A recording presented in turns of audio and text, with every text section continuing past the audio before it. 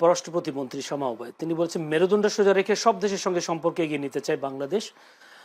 তিনি বলছেন গণতান্ত্রিক সরকার পররাষ্ট্র নীতি হবে বাংলাদেশ ফার্স্ট, যেখানে প্রতিটি সিদ্ধান্তে দেশের স্বার্থকে অগ্রাধিকার দেওয়া হবে। আমরা দেখলাম 5 আগস্টের পরে ভারতের সাথে বাংলাদেশ সম্পর্কের একটু ঘাটতি হয়েছে। এখন কি মনে হয় ভারতের সাথে সম্পর্ক কি আগের মতো বা নতুন করে আরো বেশি ভালো সম্পর্ক স্বাভাবিক হবে কিনা বা সম্পর্ক গড়ে উঠবে কিনা?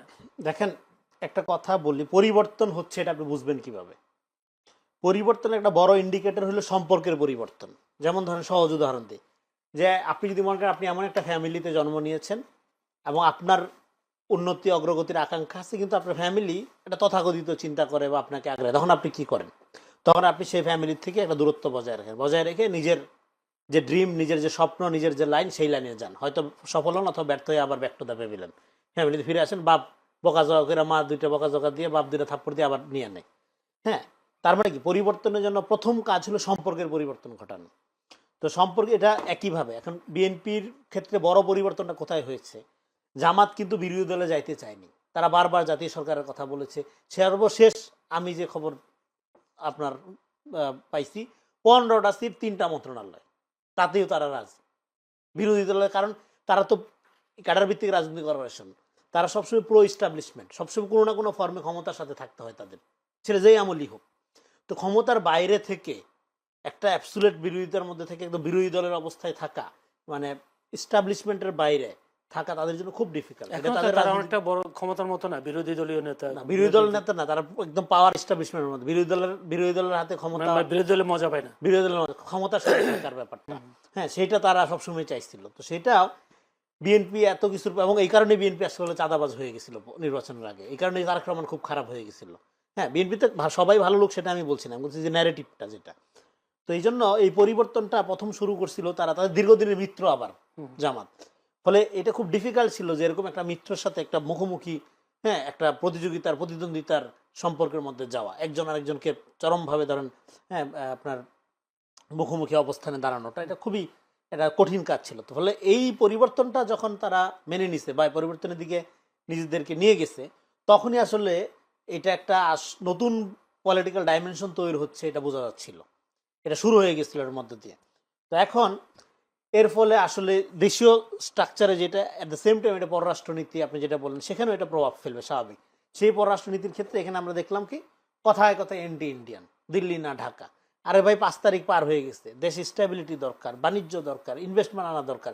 এখনো আপনি দিল্লি না ঢাকা বলে যদি শাহবাগ বন্ধ করে অ্যাম্বুলেন্সের মধ্যে রুগী শোয়াই রেখে মেরা ফেলেন, তাহলে কার লাভটা হবে? কোন দিল্লি আপনার এতে ক্ষতিগ্রস্ত হবে? আমি তো এটা বুঝি না। দিল্লি না ঢাকা এই স্লোগান দিয়ে ঢাকা শহরকে অচল বানাইয়া একটা এনার্কি তৈরি করা কথায় কথায়, এবং নিজেকে একমাত্র ভারত বিরোধী আর সব ভারতপন্থী, এই ন্যারেশনে ভাগ করা, বোঝা যায় এটা ভারত বিরোধী ভারতীয় রাজনীতি। কারণ এখানে যদি অস্থিতিশীলতা থাকে, দেশের ডেভেলপমেন্ট ক্ষুণ্ণ হয়, তাহলে সবচেয়ে বেশি খুশি হবে ভারত।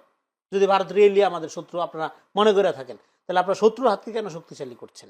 ফলে এখন পররাষ্ট্রনীতির ক্ষেত্রে দেখেন বাংলাদেশ ফার্স্ট, এই নীতিটা কখন এক্সিকিউট করা সম্ভব হবে? যখন জাতিগত একটা ঐক্য থাকবে।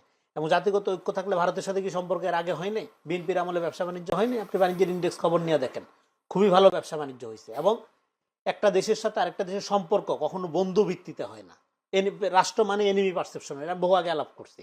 এটা ধৈর্য নিয়ে আমরা সম্পর্ক করি, সবকিছু করি।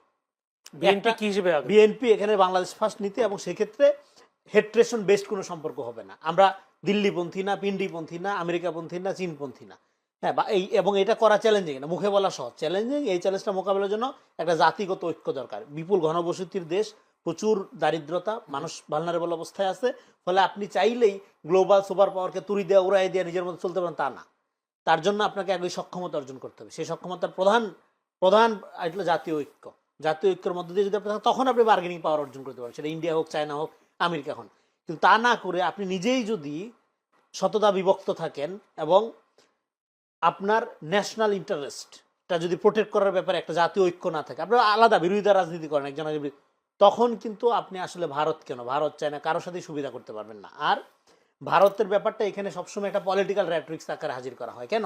যারা এখানে ভারত বিরোধী রাজনীতি করে, আপনারা দেখেছেন নিউজে, তারা গোয়েন্দা সংস্থার সাথে, ভারতীয় গোয়েন্দা সংস্থার সাথে মিশতেছে, ভারতের কূটনীতির সাথে গোপনে আলাপ করতেছে, সবই করতেছে। কিন্তু প্রকাশ্যে বিএনপি যখন ধরেন একটা পররাষ্ট্রনীতি বাংলাদেশের সবার আগে বাংলাদেশ নীতি বজায় রেখা ডায়লগে যাবে, ব্যবসা বাণিজ্য আগামী ভারতের দালাল। সো এই যে হেট্রেশন বেসড পলিটিক্সটা, এটা বাংলাদেশকে আগায় নিবে না। সাউথ এশিয়ান একটা কমন আইডেন্টিটি আমাদের আছে, আমাদের হেট্রেশন বেসড পলিটিক্সের কোনো সুযোগ নেই। আপনি ধরেন ইউরোপ আমেরিকায় যখন যান, আপনি তো একটা ইন্ডিয়ান রেস্টুরেন্টে খাইতে যাবেন, একটা পাকিস্তানি রেস্টুরেন্টে খাইতে যাবেন, গ্লোবাল কন্টেক্সটও আপনার চিন্তা করতে হবে। আজকে পৃথিবীটা এরকম না যে আপনি শুধু আপনি আপনার পরিবার এগুলো নিয়ে থাকতে পারবেন। তো সেদিক থেকে বাংলাদেশের পররাষ্ট্রনীতি আমি বলি যে সম্পর্কের পরিবর্তন, যেটা বাংলাদেশ সেই সম্পর্কের পরিবর্তনের দিক থেকে এটা গোটা দুনিয়ার সাথে সম্পর্কের দিক থেকে, আপনার পররাষ্ট্রনীতির সম্পর্কের দিক থেকেও একটা পরিবর্তনের